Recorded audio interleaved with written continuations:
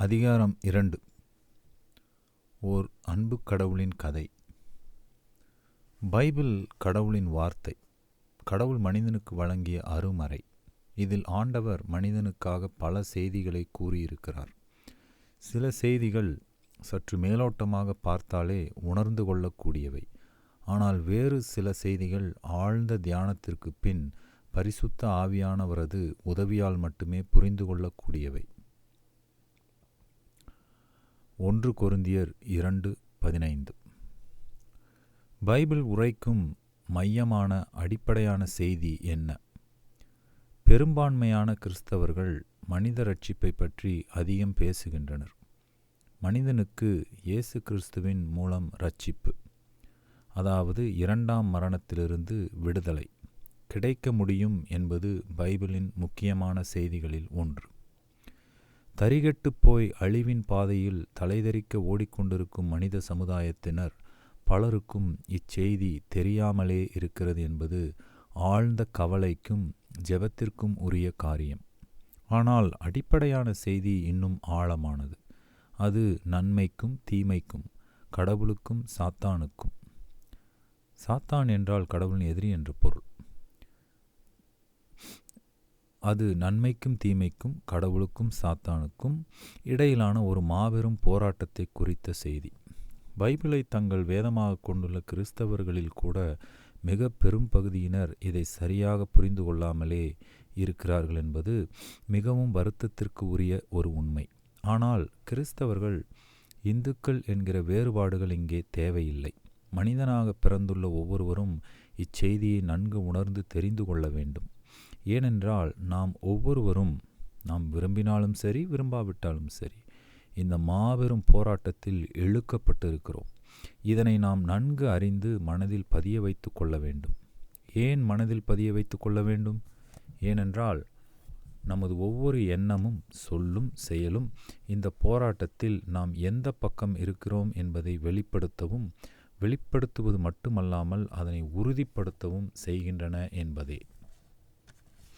ஆகவே நாம் இந்த உண்மையை மனதில் நன்கு பதிய வைத்தவர்களாய் என்ன எண்ணுகிறோம், எதை விரும்புகிறோம், எதை வெறுக்கிறோம், எதை சொல்கிறோம், எதை மறைக்கிறோம், எதை செய்கிறோம், எதை செய்யாது விடுகிறோம், எதை ஏற்றுக்கொள்கிறோம், எதை மறுக்கிறோம் என்பது குறித்து மிகவும் எச்சரிக்கையானவர்களாக, ஜாக்கிரதையானவர்களாக இருக்க வேண்டிய கடமை நமக்கு உண்டு. இந்த மாபெரும் போராட்டம் என்ன என்பது பற்றி சுருக்கமாக பார்ப்போம். பைபிள் தன்னை யா என்று அழைத்து கொள்ளும் கடவுளின் வார்த்தை. யா என்கிற எபிரேய சொல்லின் பொருள் இருக்கிறவராகவே இருக்கிறவர் என்று பைபிளில் குறிப்பிடப்பட்டிருக்கிறது. அதாவது என்றும் இருப்பவர், நிலையானவர், என்றும் மாறாதவர் என்று பொருள் கொள்ளலாம். யா என்கிற சொல் மருவி யாவே, யெகோவா, ஜெகோவா என்றும் வழங்கப்படுகிறது. தமிழில் ஐயா என்கிற சொல்லும் இதன் மருவுதான் என்று நான் நினைக்கிறேன். இந்த கடவுள் பைபிளில், அதாவது வேதாகமத்தில் கூறுவதை கவனியுங்கள். நானே கர்த்தர், வேறொருவர் இல்லை, என்னைத் தவிர தேவன் இல்லை. இது ஏசாயா புத்தகத்தில் 45ஆம் அதிகாரம் 5ஆம் வசனத்தில் குறிப்பிடப்படுகிறது. நானே கர்த்தர், வேறொருவர் இல்லை. இது ஏசாயா புத்தகத்தில் 45ஆம் அதிகாரத்தில் 6ஆம் வசனத்தில் குறிப்பிடப்படுகிறது. நானே கர்த்தர், வேறொருவர் இல்லை. இது ஏசாயா புத்தகத்தில் அதே 45ஆம் அதிகாரத்தில் 21ஆம் வசனத்தில் குறிப்பிட்டிருக்கிறது. மேலே கண்ட வசனங்களில் ஆண்டவர் தமது கர்த்துவத்தை வற்புறுத்தி திரும்ப திரும்ப கூறுகிறார். மேலே கூறப்பட்டிருப்பவை ஒரு சில உதாரணங்கள்தான். வேதாகமத்தின் மற்ற பல இடங்களிலும் கடவுள் இதேபோல் தமது கர்த்தத்துவத்தை வற்புறுத்தி கூறுவதை காணலாம். கடவுள் இவ்வாறு அடிக்கடி வேதாகமத்தில் கூறுவது விசித்திரமானது. உதாரணமாக, நமது இந்தியாவின் பிரதமர் தான் பேசும் ஒவ்வொரு தடவையும் நானே இந்திய நாட்டின் பிரதமர், என்னையன்றி வேறு யாரும் பிரதம மந்திரி கிடையாது என்று திரும்ப திரும்ப கூறி கொண்டிருப்பாராகில் அது மிகவும் விசித்திரமானதாக உங்களுக்கு தோன்றாதா? அல்லது அமெரிக்காவின் ஜனாதிபதியாக இருப்பவர் நானே ஐக்கிய அமெரிக்காவின் ஜனாதிபதி, என்னையன்றி வேறு யாரும் ஐக்கிய அமெரிக்காவின் ஜனாதிபதியாக அல்லர் என்று மூச்சுக்கு மூச்சு கூறிக்கொண்டிருப்பாராகில் அதுதான் எப்படி இருக்கும்? சரியான கேலி கூத்தாக இருக்காதா? குறைந்தபட்சம் நமது பிரதமர் அவர்கள் ஊர் பேரறியாத அந்நிய நாடு ஒன்றிற்கு சென்று அங்கே நானே இந்தியாவின் பிரதமர், வேறு யாரும் இந்தியாவின் பிரதமர் கிடையாது என்று கூறிக்கொண்டிருப்பாராகில் அதனை ஓரளவு புரிந்து கொள்ள முடியும். அவ்வாறு கூறி தன்னை அறிமுகப்படுத்தி கொள்வது ஓரளவு அவசியமாகவும் கூட இருக்கலாம். ஆனால் இந்தியாவிற்குள்ளேயே இருந்து கொண்டு அவர் அப்படி கூறிக்கொண்டு இருப்பாராகில் அவருக்கு பைத்தியம் பிடித்திருப்பதாகத்தானே கருத வேண்டும். ஆனால் ஆண்டவர் என்ன கூறுகிறார்? நானே கர்த்தர், என்னை அன்றி வேறே கர்த்தர் இல்லை. இதனை யாரிடம் கூறுகிறார்? யாரோ ஊர் பேர் தெரியாத அந்நியரிடம் அன்று, தான் படைத்த தனது மக்களிடையே கூறுகிறார். அதுவும் தான் யார் என்பதை மிகவும் அருமையான முறையில் பல தடவை வெளிப்படுத்தி தானே தெரிந்தெடுத்து கொண்ட மக்களாகிய இஸ்ரவேல் மக்களை பார்த்து ஆண்டவர் இவ்வாறு கூறிக்கொண்டிருக்க வேண்டிய அவசியம்தான் என்ன? இந்தியாவின் பிரதமராக இருக்கும் ஒருவர் நானே இந்தியாவின் பிரதமர், என்னையன்றி வேறு யாரும் பிரதமர் இல்லை என்று அடிக்கடி கூறிக்கொண்டிருப்பது கிடையாது. ஏனென்றால் ஒருவர் பிரதமராக இருக்கும்போது அவர்தான் பிரதமர் என்பதை மற்றவர்கள் அனைவரும் ஏற்றுக்கொள்ளுகிறார்கள். அது எப்படி நீர் மட்டும்தான் பிரதமர், நானும் கூட இந்தியாவின் பிரதமர் தான் என்று யாரும் குறுக்குவாதம் செய்வதில்லை. அப்படியே ஒருவர் குறுக்குவாதம் செய்தாலும் மற்றவர்களை அதை நகைப்பாக எடுத்துக்கொள்வார்களே அன்றி மற்றபடி அது உண்மைதான் என்று எவரும் எடுத்துக்கொள்ள மாட்டார்கள். ஆகவேதான் பிரதமராக இருப்பவர் நானே பிரதமர், வேறு யாரும் பிரதமர் இல்லை என்று வலியுறுத்தி கூறிக்கொண்டு இருக்க வேண்டிய அவசியம் ஏற்படவில்லை. மேலே கூறியவாறு வேதாகமத்தின் பல பகுதிகளிலும், குறிப்பாக ஏசாயா 40ஆம் அதிகாரத்தில் கடவுள் தானே கடவுள் என்பதை திரும்ப திரும்ப வலியுறுத்தி கூறுவதன் காரணம் என்ன? காரணம் என்னவெனில், கடவுளுக்கு போட்டியாக, கடவுளுக்கு சமமானவனாக தன்னைத்தானே உயர்த்தி கொள்ள ஒருவன் முயன்று வருகிறான் என்பதுதான். அது மட்டுமன்று, கடவுள் செய்யும் எல்லா காரியங்களையும் மறுத்து ஏன் செய்கிறீர், எப்படி செய்யலாம் என்றெல்லாம் குதர்க்கமாகவும் வீம்பாகவும் கேள்விகள் கேட்டு கடவுளோடு எதிர்வாதம் செய்பவனாகவும் அவன் இருக்கிறான். இவனை பற்றித்தான் ஏசாயா புத்தகத்தில் 45ஆம் அதிகாரத்தில் 9-10 வசனத்தில் வாசிக்கிறோம். மண்ணோடுகளுக்கு ஒத்த ஓடாயிருந்தும் தன்னை உருவாக்கினவரோடே வழக்காடுகிறவனுக்கு ஐயோ!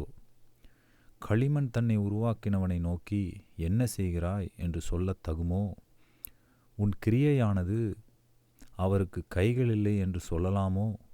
தகப்பனை நோக்கி ஏன் ஜனிப்பித்தாய் என்றும் தாயை நோக்கி ஏன் பெற்றாய் என்றும் சொல்லுகிறவருக்கு ஐயோ! உண்மையான கடவுளை மறந்துவிட்டு இந்த எதிர்வாதக்காரனை கடவுளாக ஏற்றுக்கொண்டிருக்கும் மனிதர் மிக பலர். கடவுளின் கைகளால் படைக்கப்பட்ட இவர்கள் கடவுளின் எதிராளியோடு சேர்ந்து கொண்டு கடவுளின் செயல்களை எதிர்த்து கேட்டு அவரோடு வாதிடுபவர்களாகவே இருக்கிறார்கள். இது மட்டுமன்று, கடவுளின் நிலை உண்மையில் இன்னும் மோசமானது. கடவுள் மோசே என்னும் தன் தாசன் மூலமாக தன்னை பற்றி இவ்வாறு கூறுகிறார். இது உபாகமம் என்கிற புத்தகத்தில் 32ஆம் அதிகாரத்தில் 4ஆம் வசனத்தில் வருகிறது. நான் கன்மலை, என் கிரியை உத்தமமானது, என் வழிகளெல்லாம் நியாயம், நான் நியாயக்கேடில்லாத சத்தியமுள்ள தேவன், நான் நீதியும் செம்மையுமானவர். மேலே கொடுக்கப்பட்ட வசனம் ஒரே ஒரு உதாரணத்திற்குத்தான். இதுபோல் இன்னும் பல பல இடங்களில் வேதாகமத்தில் நான் அன்பான கர்த்தர், என் வழிகள் செம்மையானவை நீதியானவை என்று கடவுள் கூறுவதை பார்க்கலாம். கடவுளின் இத்தகைய கூற்றுக்களும் விசித்திரமானவைதாம். நான் குற்றமற்றவன், நான் நேர்மையானவன், நான் செய்ததெல்லாம் சரியே, தவறு அல்ல என்று யார் கூறுவார்கள்? சற்று யோசித்து பாருங்கள். நீ செய்து தவறானது, அன்பின் வழிக்கு புறம்பானது, நியாயக்கேடானது என்று குற்றம் சுமத்தப்பட்டவர்கள்தாம் இவ்வாறு கூறுவார்கள் அல்லவா? அப்படியானால் கடவுள்? ஆமாம், கடவுளும் குற்றம் சுமத்தப்பட்டவராக இருப்பதால் தான் தன்மேல் சுமத்தப்பட்ட குற்றங்களை மறுதலிக்கும் வகையில் மேலே கண்டவாறு கூறுகிறார். கடவுள் மேல் குற்றம் சுமத்துபவர்கள் இருக்கிறார்களா? தன்னை கடவுளின் எதிரியாக ஆக்கிக் கொண்டு விட்ட ஒருவன் கடவுள் மேல் நுட்பமான வகையில் குற்றம் சுமத்தி பேசுவதை ஆதியாகமம் புத்தகத்தில் 3ஆம் அதிகாரத்தில் வாசிக்கிறோம். கடவுள் ஆதாமிடத்திலும் ஏவாளிடத்திலும் நன்மை தீமை அறியத்தக்க கனிகளை கொண்ட மரத்தை காட்டி, இதன் கனிகளை புசிக்கவோ தொடவோ வேண்டாம், அவ்வாறு செய்தால் நீங்கள் சாக நேரிடும் என்று கூறியிருந்தார். ஆனால் பாம்பின் உருவில் தோன்றிய கடவுளின் எதிரி, அதாவது சாத்தான், ஏவாளிடத்தில் கூறுகிறான், நீங்கள் சாகவே சாவதில்லை, நீங்கள் இதை புசிக்கும் நாளிலே உங்கள் கண்கள் திறக்கப்படும் என்பதையும், நீங்கள் நன்மை தீமை அறிந்து தேவனைப் போல இருப்பீர்கள் என்பதையும் தேவன் அறிவார் என்று கூறுகிறான். இந்த கூற்றில் கடவுளுக்கு எதிரான மறைமுகமான பல குற்றச்சாட்டுகள் இருக்கின்றன. 1. கடவுள் உங்களிடம் உண்மையை மறைத்து பொய் சொல்லியிருக்கிறார் என்பது. 2. கடவுள் தனக்கு சமமான யாரும் வந்துவிடக்கூடாது என்ற சுயநலமுள்ளவராக இருக்கிறார் என்பது. 3. கடவுள் உங்கள் மேல் அன்பில்லாதவராக உங்களை அறியாமையில் வைத்து உங்களை தமக்கு கீழ்ப்பட்டவர்களாகவே எப்போதும் வைத்திருக்க விரும்புகிறார் என்பது. இப்படி எத்தனையோ பல குற்றச்சாட்டுகளை கடவுளுக்கு எதிராக இன்றைக்கும் எழுப்பிய வண்ணமேதான் இருக்கிறான் இந்த கடவுளின் எதிரி. கடவுளே, உமக்கு கண்ணில்லையா? இப்படிப்பட்ட துன்பங்களை என் வாழ்வில் கொண்டு வந்து விட்டீரே, இது நியாயம்தானா? நான் எந்த தவறும் செய்யாத போதும் என்னை தண்டனைக்குள்ளாக்கி வைத்திருக்கிறீரே, இந்த உலகத்தின் அக்கிரமங்களையெல்லாம் பார்த்து கொண்டு சும்மா இருக்கும் நீர் கடவுளே அல்ல என்கிற தொனியில் கடவுள் மேல் உள்ளார்ந்த பகைமையோடு குற்றச்சாட்டுகளை மனிதர்கள் குவிக்கும்போது அவற்றுக்கு பின்னால் இருப்பது சாத்தானின் ஆவியே. கடவுளின் மேல் முதலாக பெரும் குற்றச்சாட்டுகளை சுமத்திய இந்த கடவுள் எதிராளி இப்போதும் தன் சொற்களுக்கு செவியும் தன் ஆவிக்கு நெஞ்சத்தில் இடமும் கொடுக்கக்கூடிய மனிதர்கள் மூலமாக பலவிதமான குற்றச்சாட்டுகளை மறைமுகமாகவும் நேரடியாகவும் இன்றளவும் கூறிக்கொண்டேதான் இருக்கிறான். இறுதிக்காலம் ஒன்று வரை சாத்தானும் அவன் வழியை மேற்கொண்டவர்களும் இதனை தொடர்ந்து கொண்டேதான் இருப்பார்கள். அதுவரை கடவுளும் தமது தாசர்கள் தீர்க்கதரிசிகள் மூலமாக இக்குற்றச்சாட்டுகளை மறுத்து கொண்டேதான் இருக்க வேண்டியிருக்கும். இதெல்லாம் உண்மைதானா என்பது பலருக்கு கேள்விக்குறியாக இருக்கலாம். நம்ப முடியவில்லையே என்றும் தோன்றலாம். ஆனால் வேதாகமத்தை ஆழ்ந்து படித்து தியானம் செய்பவர்களாய், கடவுளின் பரிசுத்த ஆவி தமது உள்ளத்தில் பேசுவதை கேட்க விருப்பமுள்ளவர்களாய் இருப்பவர்களுக்கு இது உண்மையே என்று தெரிந்து உணர்ந்து கொள்ள கடவுள் உதவி செய்வார். இப்போது இன்னொரு கேள்வி எழுப்பப்பட வேண்டும். தன்மேல் அபாண்டமான குற்றங்களை சுமத்தும்போது அப்படிப்பட்ட தர்ம சங்கடமான நிலையை கடவுள் ஏன் சகித்து கொண்டு இருக்கிறார்? சகித்து கொண்டு இருக்க வேண்டிய பலவீனமான நிலை அவருக்கு எப்படி வந்தது? இக்கேள்விக்கு நல்ல பதில் ஒன்று உண்டு. கடவுள் சர்வ வல்லமை படைத்தவர் மட்டுமல்ல, அன்பே உருவானவரும் கூட என்பதுதான் அந்த பதில். இதை நாம் 1 யோவான் என்கிற புத்தகத்தில் 4ஆம் அதிகாரத்தில் 8ஆம் வசனத்தில் பார்க்கலாம். ஆம், கடவுளின் பெரிய பலவீனம், அதாவது அதனை பலவீனம் என்று சொல்லக்கூடுமானால், வரம்பே இல்லாத ஆழமும் உயரமும் நீளமும் அகலமும் உடைய அவரது அன்புதான். இதை யோவான் எழுதிய புத்தகத்தில் 3ஆம் அதிகாரத்தில் 16ஆம் வசனத்தில் படிக்கலாம். அது எப்படி? கடவுள் அன்பானவர் என்பதால் அவர் 2 விஷயங்களை விரும்புகிறார். 1, கடவுள் தாம் மற்றவர்கள் மேல் அன்பு செய்ய வேண்டும் என்று விரும்புகிறார். 2, மற்றவர்கள் தன்மேல் அன்பு வைக்க வேண்டும் என்றும் விரும்புகிறார். மேலே கூறப்பட்ட இரண்டுமே உண்மையாக இருந்தால்தான் கடவுள் அன்பானவர் என்பதற்கு அர்த்தமே உண்டாகிறதன்றோ? ஆகவே கடவுள் தாம் அன்பு செய்வதற்காகவும் தம்மேல் அன்பு வைப்பதற்காகவும் தேவதூதர்களை படைத்தார். அவர்கள் நலமாகவும் இன்பமாகவும் இருப்பதற்கு வேண்டிய அனைத்தையும் கொடுத்து அவர்கள் மேல் தமது பேரன்பை காட்டினார். தாம் அவர்கள் மேல் காட்டும் அன்பை உணர்ந்து அவர்கள் தம்மேல் அன்பு வைப்பார்கள் என்று காத்திருந்தார். கடவுள் உண்மையான அன்பை விரும்புபவர். உண்மையான அன்பு என்பது தாமாகவே தரப்படல் வேண்டும், கட்டாயப்படுத்தி பெற முடியாது. ஏனென்றால் கட்டாயப்படுத்தி பெறுவது எதுவும் உண்மையான அன்பாக இருக்க முடியாதே. ஆகவே கடவுள் தேவதூதர்களுக்கு முழு சுதந்திரம் கொடுத்திருந்தார். கடவுள் தேவதூதர்களை படைத்தபோது அன்பு செய்வதற்கு வேண்டிய சக்தியை, தன்மைகளை அவர்களுக்கு கொடுத்தே படைத்து இருந்தார். ஆனால் அவ்வன்பை தம்மீதுதான் வைக்க வேண்டும் என்று கட்டாயப்படுத்தவில்லை. தேவதூதர்கள் தாம் விரும்பினால் கடவுள் மேல் அன்பு வைக்கவும், இல்லாவிடில் வேறு யார் மீதேனும் அன்பு வைத்து கடவுளை புறக்கணிக்கவும் அவர்களுக்கு முழு சுதந்திரம் கொடுத்திருந்தார். கடவுள் கொடுத்திருந்த இந்த சுதந்திரத்தை பயன்படுத்தி பல தேவதூதர்கள் கடவுள் மேல் உண்மையான அன்பை செலுத்தினர். ஆனால் வேறு பலர் கடவுள் மேல் அன்பு வைக்காமல் அவரை புறக்கணித்தனர். அவர்களில் ஒருவன்தான் லூசிபர். லூசிபர் என்ற பெயரை தமிழில் கூறுவோமானால் பேரொளி செல்வன் என்று கூறலாம். வேதாகமத்தில் அவன் இப்படி அழைக்கப்படுவதற்கு காரணம், அவன் மற்ற தேவதூதர்கள் அனைவரையும் விட பேரழகும் சக்தியும் நுண்ணறிவும் வாய்ந்தவனாக விளங்கியதுதான். இதை எசேக்கியேல் என்னும் புத்தகத்தில் 28ஆம் அதிகாரத்தில் 12-15 வரை படிக்கலாம். இவன் கடவுள் கொடுத்திருந்த சுதந்திரத்தை பயன்படுத்தி கடவுள் தனக்கு கொடுத்திருந்த நலன்கள் யாவற்றையும் நினைத்து பார்த்து கடவுள் மேல் அன்பு வைத்திருக்கலாம். ஆனால் இவனோ அவ்வாறு செய்யவில்லை. அதற்கு பதில் இவன் தன்னுடைய பெரும் அழகையும் திறமையையும் நினைத்து பார்த்தவனாய் தன்மேலேயே அன்பு கொண்டான். ஆகவே கடவுளை புறக்கணித்தான். பிறகு கடவுள் தன்னை விட அதிக மதிப்போடும் மரியாதையோடும் மற்ற தேவதூதர்களால் நடத்தப்படுவது கண்டு தானும் அவ்வாறே நடத்தப்பட விரும்பினான். இதை ஏசாயா புத்தகத்தில் 14ஆம் அதிகாரத்தில் 13-14 வசனத்தில் படிக்கலாம். கடவுள் தனது படைப்பு தொழிலுக்கான காரியங்களை செய்யும் முன் தன்னையும் கலந்து கொண்டு செயல்பட வேண்டுமென்று விரும்பினான். இதை ஏசாயா புத்தகத்தில் 45ஆம் அதிகாரத்தில் 9-10 வசனத்தில் படிக்கலாம். அதில் பிடிவாதமாகவும் இருக்கத் தொடங்கினான். லூசிபரது இத்தகைய தகாத ஆசைகளால் பல பெரும் விபரீதங்கள் ஏற்படத் தொடங்கின. லூசிபர் மற்ற தேவதூதர்கள் அனைவரையும் விட சக்தியும் அழகும் படைத்தவனாகையால் கடவுள் மேல் அன்பு வைக்காத தேவதூதர்கள் அனைவரும் இவனை தலைவனாக ஏற்றுக்கொண்டனர். இதனால் தேவதூதர்களில் உண்மையான கடவுள் மேல் அன்பும் விசுவாசமும் வைத்த தேவதூதர்கள் என்றும், கடவுளைப் போல் ஆக முயலும் லூசிபர் மேல் அன்பும் விசுவாசம் வைத்த தேவதூதர்கள் என்றும் இரு பெரும் பிரிவுகள் உண்டாயின. கடவுளின் ஆழ்ந்த அன்பையும் ஞானத்தையும் அடிப்படையாக கொண்டு விதிக்கப்பட்ட கடவுளின் நெறிகளுக்கு உட்பட்டு அனைத்து தேவதூதர்களும் இயங்கி வந்தபோது பரலோகத்தில் அமைதியும் இணைவும் மகிழ்ச்சியும் நிறைந்த நிலை நிலவியது. ஆனால் இப்போதோ ஒரு சாரார் கடவுளையும் அவரது நெறிகளையும் புறக்கணித்து சுய அன்பு கொண்ட லூசிபரை பின்பற்றி நடக்க ஆரம்பித்தபோது பரலோகத்தில் நிலவிய நல்ல இணைவு குலைந்து பெரும் நெருக்கடிகள் தோன்றலாயின.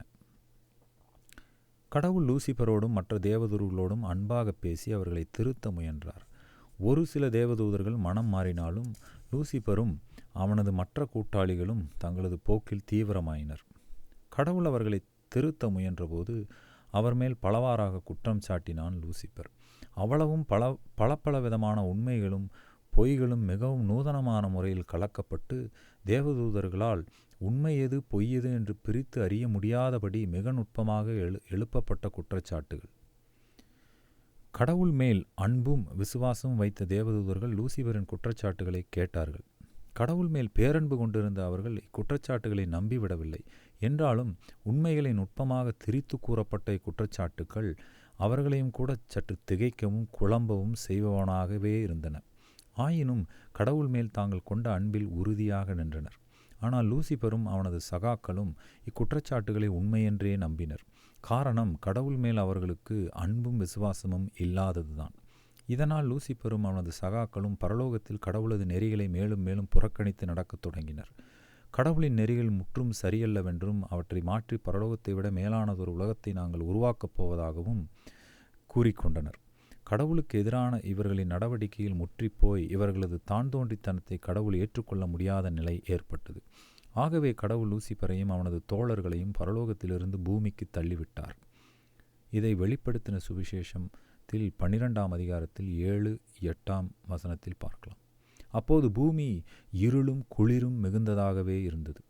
இதை ஆதி ஆகமம் 1ஆம் அதிகாரம் 2ஆம் வசனத்தில் பார்க்கலாம். கடவுள் விரும்பியிருந்தால் சாத்தானாக, அதாவது கடவுளின் எதிரியாக ஆகிவிட்ட லூசிபரையும் அவனையே கடவுளாக ஏற்றுக்கொண்டிருந்த தேவதூதர்களையும் உடனடியாக அழித்திருக்க முடியும். ஆனால் அவர்களை அவ்வாறு அழிப்பது கடவுள் மேல் விசுவாசம் வைத்திருந்த தேவதூதர்கள் கடவுளின் அன்பை பற்றி முழுவதும் அறிந்து கொள்வதையும் அதன் மூலம் கடவுளுக்கும் அவர்களுக்கும் இடையிலான அன்புறவை வளர்வதையும் பாதிக்கும் என்பதால் அவ்வாறு செய்யவில்லை. ஆகவே அவர்களை உடனடியாக அழிப்பதற்கு பதில் நோக்கம் நிறைவேறும் வகையில் வேறு சிலவற்றை திட்டமிட்டு நடத்தத் தொடங்கினார். கடவுள் குளிர்ந்து இருண்டு போயிருந்த பூமியை முற்றுமாக மாற்றி படைத்தார். அழகிய வானமும் கண்ணை கவரும் சோலைகளும் தெள்ளிய நீரூற்றுகளும் துள்ளி விளையாடும் மிருகங்களும் இசைப்பாடும் வண்ணப் பறவைகளும் சுவையான உணவு தரும் தாவர வகைகளும் பிரம்மாண்டமான மலைகளும் உள்ளத்தை உவக்கச் செய்யும் சமவெளிகளும் உள்ளதாக அதனை மாற்றினார். மனிதனுடைய இன்பமான வாழ்விற்கு தேவையான அனைத்தையும் படைத்து முடித்த பிறகு மனிதனையும் படைத்தார். ஆணும் பெண்ணுமாக மனிதனை படைத்தார். இதை ஆதி ஆகம புத்தகத்தில் 1ஆம் அதிகாரத்தில் 1 முதல் 27ஆம் வசனத்தில் பார்க்கலாம். மனிதன் மேல் தாம் அன்பு வைக்கவும் தம்மேல் அவன் அன்பு வைக்கவும் வேண்டும் என்கிற முதன்மையான நோக்கத்திலேயே அவனை படைத்தார். மனிதன் மேல் ஆழ்ந்த அன்பு கொண்டார். அவன் தன்மேல் உண்மையான அன்பு வைப்பதற்கு வேண்டிய சுதந்திரத்தையும் அவனுக்கு கொடுத்தார். ஆனால் மனிதனோ கடவுள் மேல் உண்மையான அன்பு கொள்ளவில்லை. ஆகவே அவன் கடவுளின் வார்த்தைகளை புறக்கணித்து நடக்கக்கூடியவனாக இருந்தான். இவ்வாறாக அவன் தனது நித்திய நல்வாழ்விற்கென்று கடவுள் வகுத்து தந்திருந்த பாதையை மீறி நடந்து அது காரணமாக சாத்தானின் கைக்குள் விழுந்தான். இதை ஆதியாகமம் 3ஆம் புத்தகத்தில் 1 முதல் 6 வரை வசனத்தில் படிக்கலாம். முதல் மனிதனாகிய ஆதாம் செய்த இச்செயலால் இன்று ஆதாமின் சந்ததியாக விளங்குகின்ற மனிதகுலம் அனைத்துமே லூசிபரின் ஆதிக்கத்திற்கு உட்பட்டு விட்டிருக்கிறது. தேவதூதர்கள் அனைவருமே அறிவிலும் வல்லமையிலும் மனிதனை விட மிக சிறப்பாக படைக்கப்பட்டவர்கள். தேவதூதர்கள் அனைவரிலும் மிக உன்னதமானவனாக படைக்கப்பட்டவன் லூசிபர். ஆகவே கடவுளோடு ஒப்பிடும்போது ஒன்றுமில்லாதவன் என்றாலும் மனிதனோடு ஒப்பிடும்போது எல்லையற்ற மாபெரும் சக்தி படைத்தவன் லூசிபர். கடவுளின் எதிரியாகிய சாத்தானின் ஆவியை தன்னிலே ஏற்றுக்கொண்ட பிறகு மனிதனில் உள்ள கடவுளின் சாயல் ஒவ்வொன்றும் ஏதேனும் ஒரு வகையில் குறைபாடு உடையதாகவே ஆகிவிட்டிருக்கிறது. மனிதனின் நீதி நெறிகள் செம்மையானவைகளாக இல்லாமல் ஒரு சிறிதாவது களங்கப்பட்டவைகளாகவே இருக்கின்றன. இதை ஏசாயா புத்தகம் 64ஆவது அதிகாரம் 6ஆம் வசனத்திலே பார்க்கலாம். அவனது இதய உணர்ச்சிகள் அனைத்துமே தூய அன்பின் அடிப்படையில் எழுபவைகளாக இல்லாமல் ஓரளவுக்காவது வக்கிரமுடையவைகளாகவே இருக்கின்றன. அவனது அறிவு சிந்தனைகள் அனைத்தும் தெளிவானவைகளாக இல்லாமல் ஓரளவுக்காவது குழம்பினவைகளாகவே இருக்கின்றன. நீதிமொழிகள் 14:12. இதனால் விதிவிலக்கில்லாமல் ஒவ்வொரு மனிதனும் முழு மனிதனாக இயங்க முடியாதவனாக இருக்கிறான். ரோமர் 3:10-12. மனிதன் செய்யும் இத்தவறுகளால், அதாவது பாவங்களால், நல்ல தன்மைகளோடு படைக்கப்பட்ட இவ்வுலகில் தீமைகளும் பிரச்சனைகளும் பெருகி வருகின்றன. மனிதன் ஒரு பாவி, அதாவது குறைபாடு உள்ளவன் என்று அழைக்கப்படத்தக்கவனாக உண்மையான கடவுளை பிரிந்து வந்து விட்டவனாக, உண்மையான கடவுளை பற்றிய அறிவை அறவே இழந்து விட்டவனாக, அந்த உண்மையான கடவுளுக்கு பதில் பல போலியான கடவுள்களை தனக்கு உண்டாக்கி கொண்டவனாக ஆகிவிட்டிருக்கிறான். அவனோடு சேர்ந்து இப்பிரபஞ்சமும் ஆதியில் இருந்த நல்ல தன்மைகளை இழந்து அழிவுக்கு ஏதுவானதாக ஆகி கொண்டிருக்கிறது. ஆனால் காலம் இப்படியே போய்கொண்டிருக்காது. ஒரு காலம் வர இருக்கிறது. அந்த காலத்தில் கடவுள் பிரபஞ்சத்தை புதுப்பிக்க இருக்கிறார். மனிதர்களும் தேவதூதர்களும் கடவுளின் நெறிகளை மீறி நடந்து கொண்டதால், அவர்கள் செய்த தவறுகளால் இப்பிரபஞ்சத்தில் புகுந்துவிட்ட அசுத்தங்களையும் தீமைகளையும் அப்புறப்படுத்தி அழிப்பார். கடவுள் அவ்வாறு செய்யும்போது இத்தீமைகளுக்கும் அசுத்தங்களுக்கும் காரணமான மனிதர்களும் தேவதூதர்களும் சேர்ந்து அப்புறப்படுத்தப்பட்டு அழிக்கப்படுவார்கள். இது 2ஆம் மரணம் என்று அழைக்கலாம். மனிதர்கள் தமது வாழ்வின் முடிவில் சாகும் சாவு 1ஆம் மரணம் ஆகும். இம்மரணம் ஒரு தூக்கத்தை போன்றது. கடவுள் அழைத்தால் இத்தூக்கத்தில் இருப்பவர்கள் விழித்தெழுந்து உயிர் பெற்று வர முடியும். 1 கொரிந்தியர் 15:52. ஆனால் 2ஆம் மரணம் முதல் மரணத்தைப் போல் அல்லாமல் முழுமையான ஆன்மீக அழிவாக இருக்கும். கற்பனை கெட்டாத அளவிறந்த துயரம் நிறைந்ததாக இருக்கும். முதல் மரணத்திலிருந்து உயிர் தெழுப்பிக்கப்பட்ட பின் இந்த 2ஆம் மரணம் ஏற்படும். பாவம் செய்பவனாக இருப்பதால் ஆதாம் முதலாக இவ்வுலகில் பிறந்த ஒவ்வொரு மனிதனும் இந்த 2ஆம் மரணத்தை எதிர்நோக்கி காத்திருக்கிறான். ஆனால் கடவுளோ மனிதன் மீது அளவிறந்த அன்பை உடையவராக இருக்கிறார். ஆகவே அவர் துயர் நிறைந்த இந்த பேரழிவில் இருந்து மனிதனை மீட்க விரும்பினார். ஆகவே அவர் ஒரு திட்டம் தீட்டினார். அது மனித அறிவுக்கு எட்டாத புதிரான ஒரு திட்டம். அதன்படி மனிதன் செய்த பாவத்தின் விளைவுகள் அவனை தாக்கி அழிக்காதபடி அப்பாவத்தின் விளைவுகளை தன்மேலேயே விழப்பண்ணி கொண்டார். இதன் மூலமாக மனிதனுக்கு சம்பவிக்க வேண்டிய ஆன்மீக மரணத்தை தானே ஏற்றுக்கொண்டார். இதனால் அளவிறந்த பெரும் துயரங்களை தாமே அனுபவிக்க வேண்டியவரானார். இது கடவுளுக்கு எளிதான காரியமாக இருக்கவில்லை. ஆயினும் கடவுள் இதனை செய்தார். இதற்கு ஒரே ஒரு காரணம், கடவுள் அன்பானவர் என்பதுதான். யோவான் 3:16. இதன் மூலம் மனிதன் தனக்கு நேர இருக்கும் 2ஆம் மரணமாகிய அழிவிலிருந்து தப்பித்து கொள்ள ஒரு வழி பிறந்தது. இப்போது மனிதன் கடவுள் தனக்கு அளித்த சுதந்திரத்தை பயன்படுத்தி கடவுள் மேல் அன்பு வைத்து அவரிடம் திரும்பி வர மனதுள்ளவனாயிருப்பின் அவன் கடவுளின் மரணத்தை தன் மரணமாக ஏற்றுக்கொள்வதன் மூலம் 2ஆம் மரணத்திலிருந்து தப்பி பூரணமான நித்திய வாழ்வை பெற முடியும். கடவுளின் குடும்பத்தில் ஒருவனாக ஆக முடியும். இது மனிதனை இரட்சிப்பதற்காக கடவுள் தீட்டிய திட்டம். தன்னை பற்றிய அறிவையும் தன் இரட்சிப்பு திட்டம் பற்றிய அறிவையும் மனிதனுக்கு வெளிப்படுத்துவதற்காக கடவுள் மனித சரித்திரத்தில் செயல்பட்டு வருகிறார். அவர் இவ்வாறு செயல்பட்டு வரும் விவரங்களை தமது தீர்க்கதரிசிகளை கொண்டு போதுமான அளவு நுணுக்கமாக எழுதுவித்த புத்தகம்தான் வேதாகமம், திருமறை என்று அழைக்கப்படும் பைபிள்.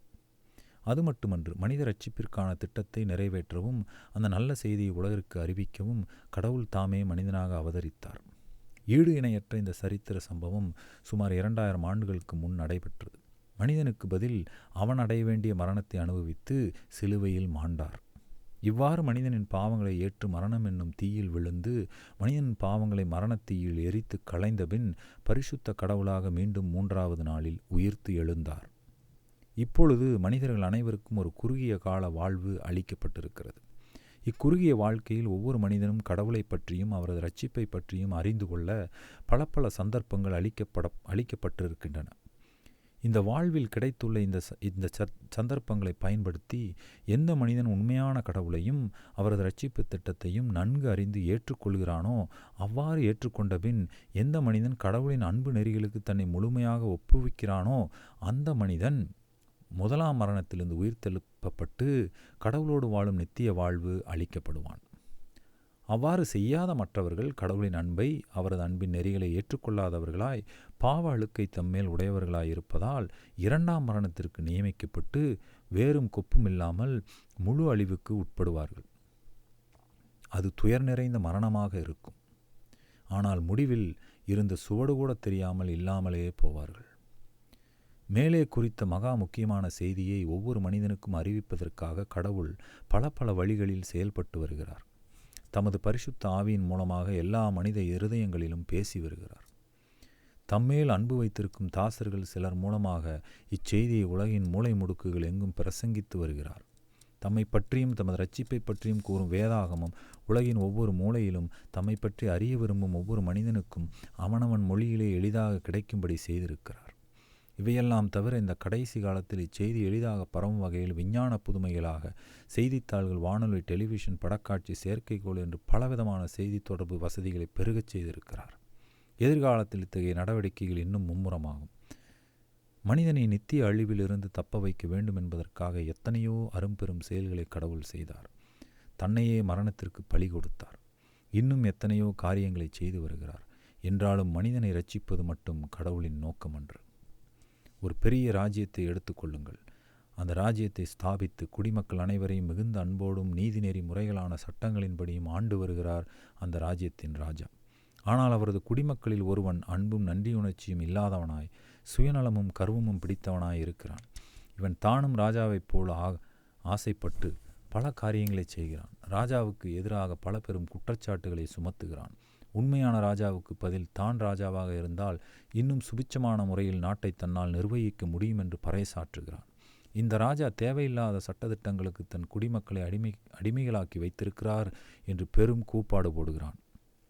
ராஜாவின் மேல் உண்மையான அன்பு இல்லாத பேராசை பிடித்த குடிமக்கள் வேறு சிலரும் இவனோடு சேர்ந்து கொள்கிறார்கள், கலகம் செய்கிறார்கள். பேரன்பும் பரிசுத்தமான நீதியும் மகா வல்லமையும் உள்ள ராஜா இந்நிலையில் என்ன செய்வார்? அவர் என்ன செய்தால் அது சரியான செயலாக இருக்கும் என்று உங்களுக்கு தோன்றுகிறது? கடவுள் உங்களுக்கு கொடுத்துள்ள அன்புணர்ச்சியின் அடிப்படையிலும் நீதியுணர்ச்சியின் அடிப்படையிலும் சிந்தித்து பாருங்கள். இவற்றின் அடிப்படையில் நான் சிந்தித்து பார்த்த பொழுது எனக்கு தோன்றியது இதுதான். 1. முதலில் இந்த ராஜா தவறு செய்யும் குடிமக்களை தன்னிடம் அழைத்து இவர்களிடம் அன்போடு பேசி அவர்களின் தவற்றை அவர்களுக்கு உணர்த்த வேண்டும். 2. ராஜாவின் உணர்த்துதலால் தங்கள் தவற்றினை உணர்ந்து மனம் திரும்பிய மக்களை மன்னித்து ஏற்றுக்கொள்ள வேண்டும். தவறேதும் செய்யாத மற்ற குடிமக்களைப் போலவே அவர்களும் மகிழ்ச்சியாக வாழ வசதி செய்து கொடுக்க வேண்டும். 3. இதற்கு பிறகும் மனம் திரும்பாத கலகக்காரர்கள் இருப்பார்களாயின் அவர்கள் தனக்கு எதிராக கூறும் குற்றச்சாட்டுகள் ஆதாரமற்றவை, பொய்யானவை என்பதை எல்லா குடிமக்களுக்கும் சந்தேகத்திற்கிடமின்றி தெரிந்து கொள்ள ராஜா ஏதேனும் செய்ய வேண்டும். 4. இவ்வாறு தம்மேல் சுமத்தப்பட்ட குற்றச்சாட்டுகள் பொய்யானவையே என்பதை நிரூபித்த பிறகு ராஜா மேலும் கலகம் செய்பவர்களை தமது நாட்டை விட்டு அப்புறப்படுத்தி எஞ்சியுள்ள குடிமக்கள் அமைதியாக வாழ வழி செய்ய வேண்டும். கடவுள் எனக்கு ஓரளவுக்கு அளித்துள்ள அன்புணர்ச்சியின் அடிப்படையிலும் நீதியுணர்ச்சியின் அடிப்படையிலும் நான் சிந்தித்து பார்க்கும்போது ராஜா மேலே கூறியுள்ளபடிதான் செயல்படுவார் என்று எனக்கு தோன்றுகிறது. கடவுள் உங்களுக்கு அளித்துள்ள அன்புணர்ச்சியின் அடிப்படையிலும் நீதியுணர்ச்சியின் அடிப்படையிலும் நீங்கள் சிந்தித்து பார்ப்பீர்களாகில் எனக்கு தோன்றியதே தான் உங்களுக்கும் தோன்றும் என்றே நான் நம்புகிறேன். கிட்டத்தட்ட மேலே கூறப்பட்ட ராஜாவின் நிலைமையில்தான் கடவுள் என்னும் ராஜாவும் இருக்கிறார். அளவில்லாத அன்பும் பரிசுத்தமான நீதியும் உடையவர் கடவுள். ஆகவே அவரும் மேலே கூறியபடிதானே செயல்பட முடியும். ஆனால் மேலே கூறப்பட்ட ராஜாவுக்கும் கடவுள் என்னும் ராஜாவுக்கும் சில முக்கியமான வேறுபாடுகள் உண்டு. அவற்றை நன்கு நினைவில் வைத்து கொள்ள வேண்டும். மேலே கூறிய ராஜா கலகக்காரர்களை அழிக்காமல் தமது நாட்டை விட்டு அவர்களை வெளியேற்றி மட்டும் விடலாம். அப்படி செய்தால் அவர்கள் அழிந்து ஒழியாமல் வேறு ஒரு இடத்திற்கு சென்று பிழைத்து கொள்ளலாம். ஆனால் கடவுள் என்னும் ராஜாவை பொறுத்தவரை நிலைமை அப்படி இல்லை. கடவுள் என்னும் ராஜா கலகக்காரர்களை தமது ராஜ்யத்தை விட்டு அப்புறப்படுத்துவாராகில் கலகக்காரர்கள் செல்வதற்கு வேறு இடமே கிடையாது.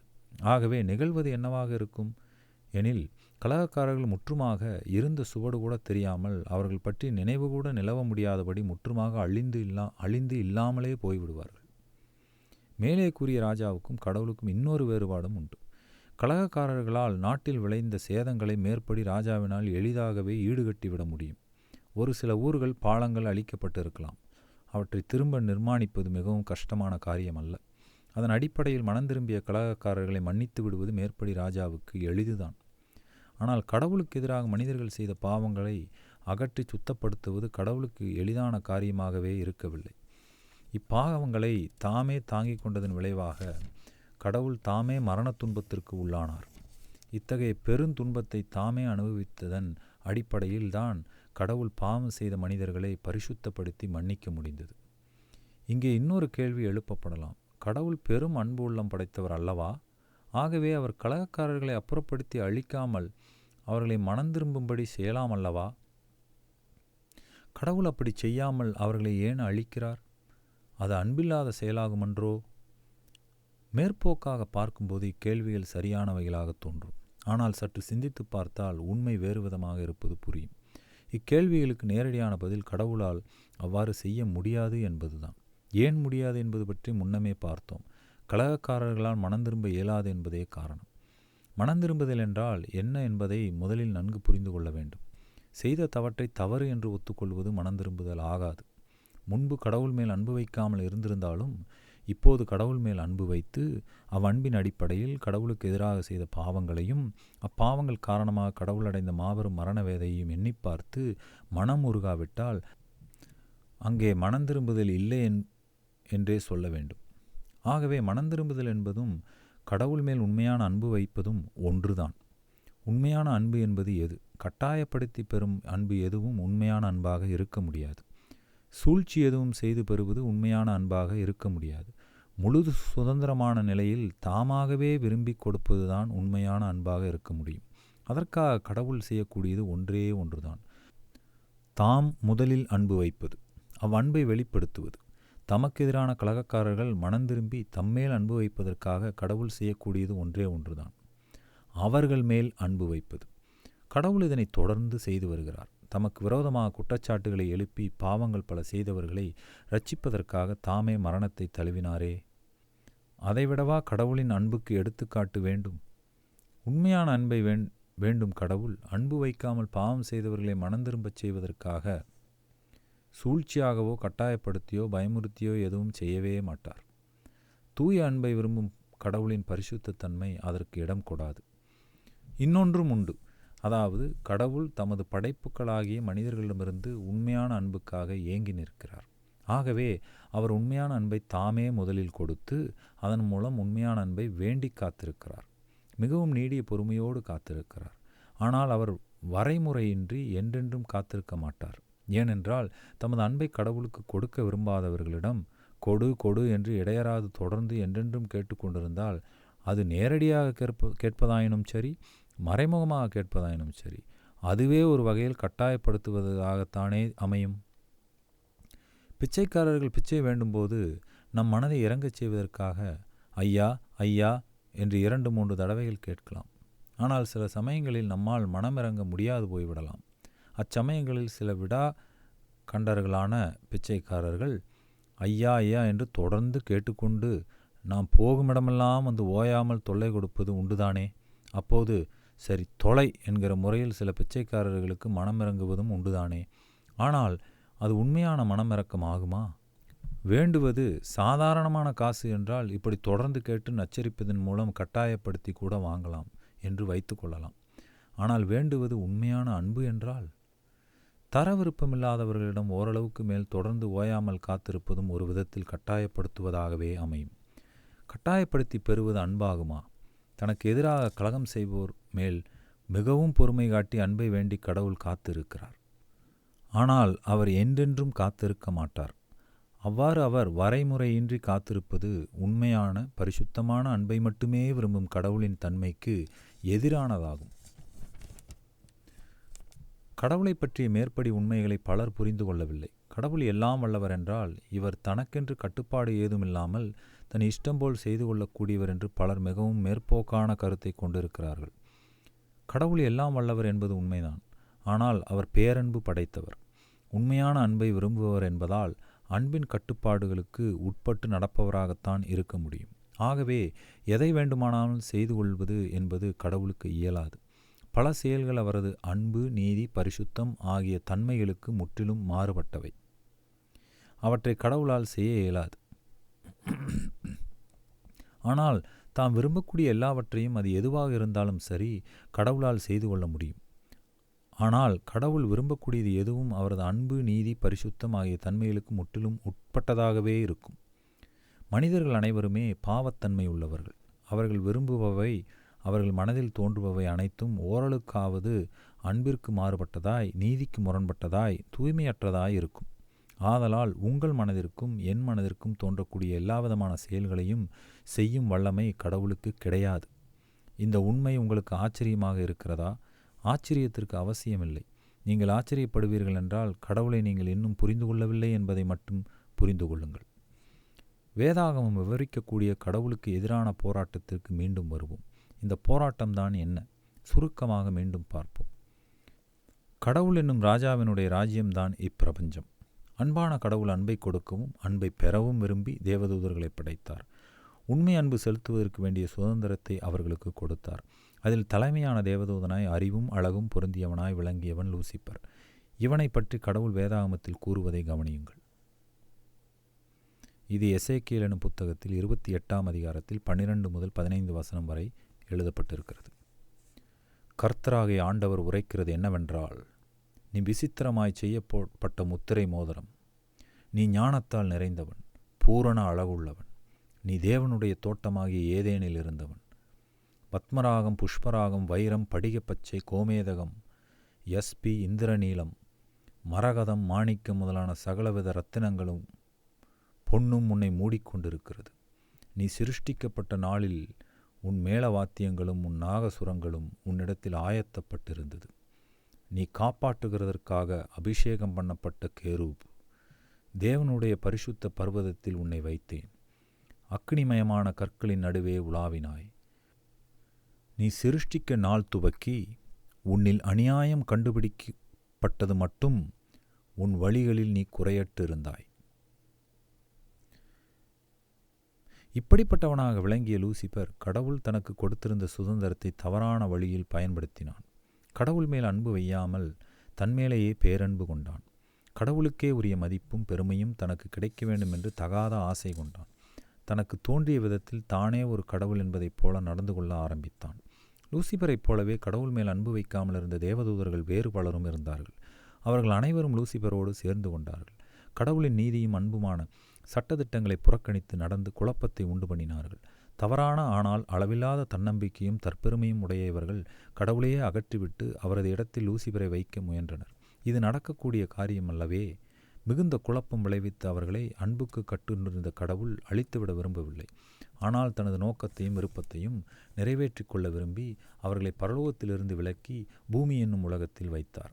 வேதாகமம் உரைப்பதை கவனியுங்கள். இது ஏசாயா என்னும் புத்தகத்தில் 14ஆம் அதிகாரத்தில் 12 முதல் 15ஆம் வசனத்தில் கூறப்பட்டிருக்கிறது. அதிகாலையின் மகனாகிய வெடிவெள்ளியே, நீ வானத்திலிருந்து விழுந்தாயே. ஜாதிகளை ஈனப்படுத்தினவனே, நீ தரையில் விழ வெட்டப்பட்டாயே. நான் வானத்துக்கு ஏறுவேன், தேவனுடைய நட்சத்திரங்களுக்கு மேலாக என் சிங்காசனத்தை உயர்த்துவேன். வடபுறங்களில் உள்ள ஆராதனை கூட்டத்தின் பர்வதத்திலே வீற்றிருப்பேன் என்றும், நான் மேகங்களுக்கு மேலாக உன்னதங்களில் ஏறுவேன், உன்னதமானவருக்கு ஒப்பாவேன் என்றும் நீ உன் இருதயத்தில் சொன்னாயே. ஆனாலும் நீ அகாதமான பாதாளத்தில் தள்ளுண்டு போனாய். மேலும் இதை பற்றி வேதாகமம் உரைப்பதை படியுங்கள். இது வெளிப்படுத்தின புத்தகத்தில் 12ஆம் அதிகாரத்தில் 7 முதல் 9 வசனத்தில் குறிக்கப்பட்டுள்ளது. வானத்திலே யுத்தம் உண்டாயிற்று. மிகாவேலும் அவரைச் சேர்ந்த தேவதூதர்களும் வலுசர்ப்பத்தோடே யுத்தம் பண்ணினார்கள். வலுசர்ப்பமும் அதனைச் சேர்ந்த தூதரும் யுத்தம் பண்ணியும் ஜெயங்கொள்ளவில்லை. வானத்தில் அவர்கள் இருந்த இடமும் காணப்படாமல் போயிற்று. உலகம் அனைத்தையும் மோசம் போக்குகிற பிசாசு என்றும் சாத்தான் என்றும் சொல்லப்பட்ட பழைய பாம்பாகிய பெரிய வலுசர்ப்பம் தள்ளப்பட்டது. அது பூமியிலே விழத்தள்ளப்பட்டது.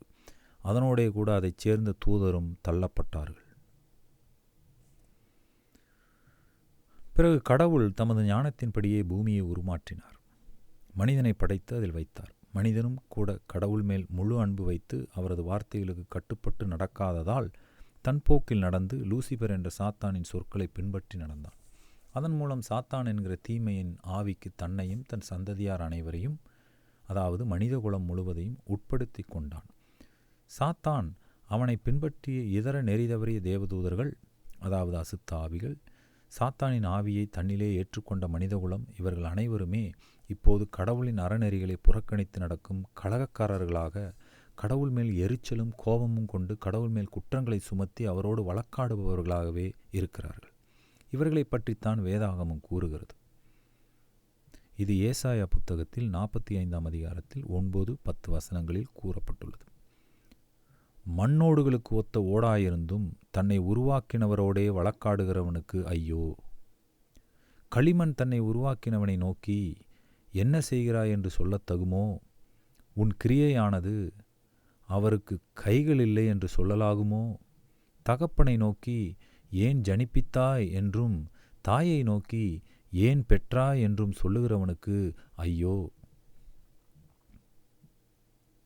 கடவுளுக்கு எதிராக சாத்தானும் அவனது சகாக்களும், அதாவது சாத்தானை பின்பற்றிய மனிதர்களும் தூதர்களும் எழுப்பும் குற்றச்சாட்டுகள் பல மறைமுகமானவை.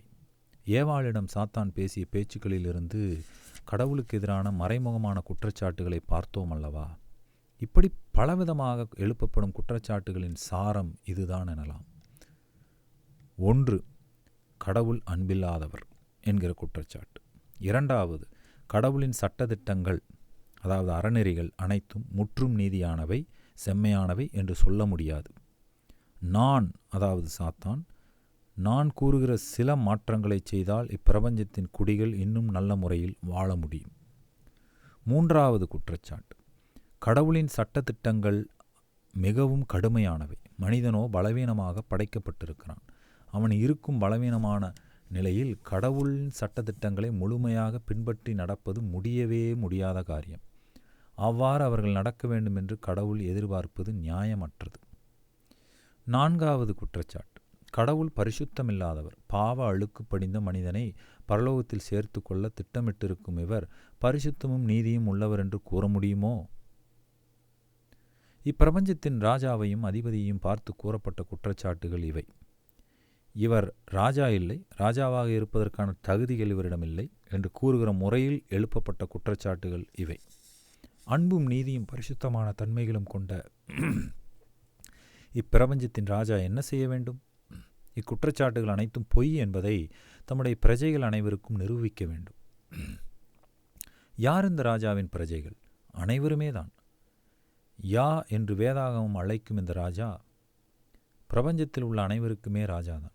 கடவுள் மேல் அன்பு வைத்த தேவதூதர்கள், அவ்வாறு அன்பு வைக்காமல் அவரை எதிர்க்க துணிந்த தேவதூதர்கள், கடவுளுக்கு எதிராக பாவம் செய்த பின் அவர் மேல் அன்பு வைத்து மனந்திரும்பி மன்னிப்பு பெற்ற மனிதர்கள், அவ்வாறு மனந்திரும்பாமல் தொடர்ந்து கடவுளுக்கு எதிராக நிற்கும் மனிதர்கள், இவர்கள் யாவருமே கடவுளின் பிரஜைகள்தான். இவர்கள் அனைவருமே எவ்விதமான ஐயத்திற்கும் இடமின்றி மனப்பூர்வமாக யாவே ராஜா, அவரே கடவுள், அவர் அன்பானவர், அவர் நீதியும் செம்மையுமானவர், அவரது வழிகள் பரிசுத்தமானவை என்று ஏற்றுக்கொள்ளும் வகையில்தான் உண்மை கடவுளாகிய யா செயல்பட்டு வருகிறார். அப்படித்தானே அவர் செயல்பட முடியும், செயல்பட வேண்டும், இல்லையா? கடவுளின் பிரஜைகளை 3 பிரிவாக பிரிக்கலாம். 1.